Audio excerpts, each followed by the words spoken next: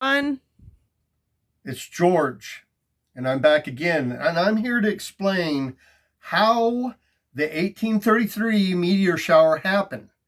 It's not the way that everybody seems to think. Like all the experts told you it's just happened this way. Well, I'm going to explain to you because I've been researching this and I've been going back and looking up stuff. Now, here we'll go to all the pictures. All these are different pictures that people who saw the 1833 meteorite shower, they drew or they painted. Okay, now everybody's seeing, but every picture is basically the same. It shows the meteorites or the meteors. It shows the meteors coming straight down toward Earth. But there's one picture that really caught my attention. It's this one up here in the corner. If you look closely at this, everybody said it came from one point in the sky up there. Now, I'm trying to figure out how they say that it was a collision. The 1833 comet hit its own tail from 1800 that it left behind. And I'm trying to figure this out, and it just doesn't seem to make sense. This picture right here to me resembles a firework.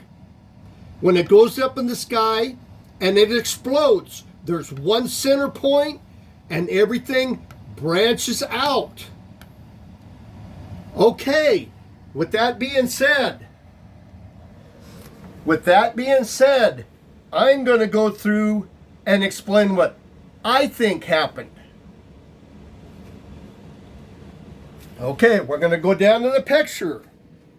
This is what I think happened.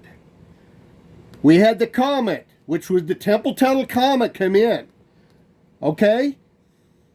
It has a path to where it would pass by the Earth. Okay. Bear with me for a second. This is what I think happened. Okay? I think there were two comets. Now, I will explain this to you. In 2022, the comet Leonard and Pan-STARRS both disintegrated, passing the Earth. Okay. In 2016, there was a twin comet flyby.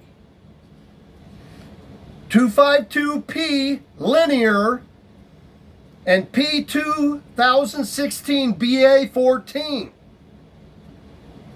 They went by the Earth. It was like a rare event, a twin comet path. Okay. Now,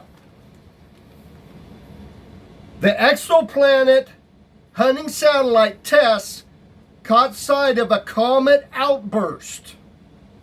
And I'm going to go into what that is. And this is from a NASA release. I got this information from NASA. Okay, we're going to go back down to the picture. Okay, what I believe happened is the Temple Tunnel comet here, it did its thing, okay? It passed across here. And at some point after it had passed,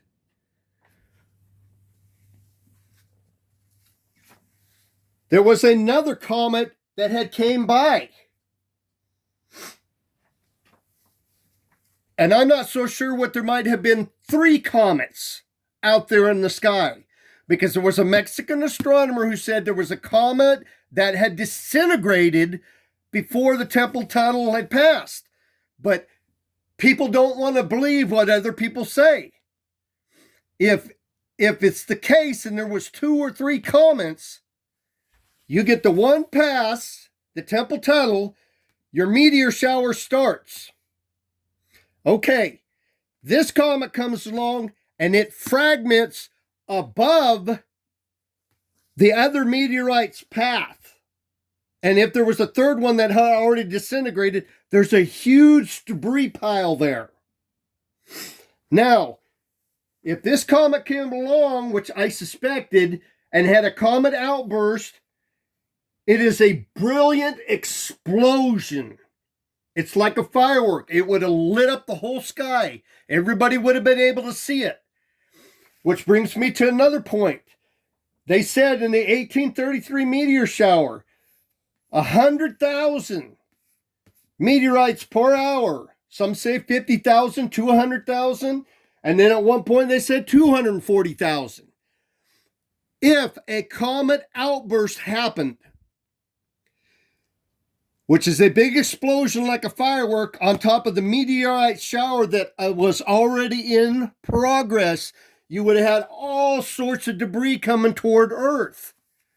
And this is what the point that I'm trying to get across to people. When the mesosphere becomes bombarded with so much debris at once, it malfunctions. It can drop the temperature with noctilucent clouds. It can drop the temperature maybe 3 times or maybe more colder than what it is. And it will have a hard time creating friction with a super cold temperature.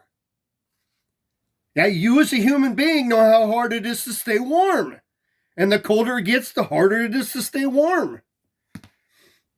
Okay, that would explain the increase from 50 to 100,000 to 240,000 meteorites coming through. A comet outburst would have showered the Earth with rocks, and it would have done it at a downward path, not across the sky like this meteorite.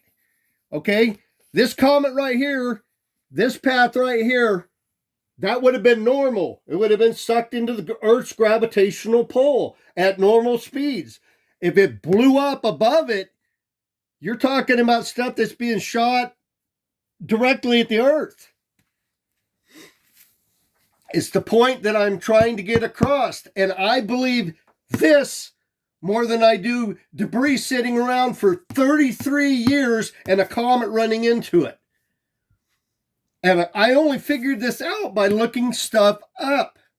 Had I known this, I wouldn't have posted my other one where I think the comet came by and bumped rocks into it. Had I known this. And see, sometimes even the non-experts like me make mistakes. I think I made a mistake when I said that the rocks were bumped in. Had I had known about a comet being able to blow up a comet outburst, which is an explosion, had I known that, I would have went with this one. But at the time, I didn't know about that. And when I did this, I didn't know that 2 comets could pass the Earth at the same time. I had just discovered that.